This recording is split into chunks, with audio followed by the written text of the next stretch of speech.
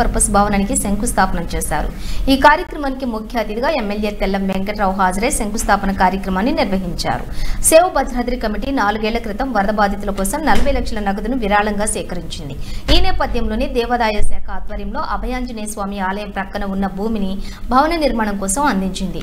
Bhadradri committee అధ్యక్షులు పాకాల దుర్గా ప్రసాద్ తో పాటు కమిటీ సభ్యులు పాల్గొన్నారు. ఏదైనా విపత్తు జరిగితే ఒక షెల్టర్ కావాలనే ఉద్దేశంతో దాంతోపాటు భక్తులు కూడా ఎక్కడి నుంచో చాలా వరకు భక్తులు వస్తారు.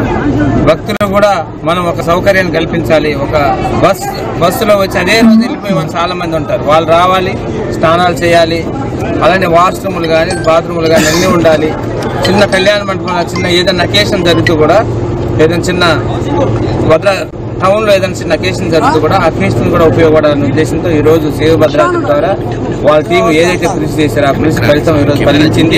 ఈ యొక్క కమ్యూనిటీ హాల్ భద్రాచలంలో ఒక తలమానికంగా ఉండేలా తీర్చిదిద్దడానికి ప్రయత్నం చేస్తున్నాం. మీ అందరి ఆశీస్సులు అండదండలు ఎమ్మెల్యే గారు చెప్పినట్టు మాకు ఉండాలని.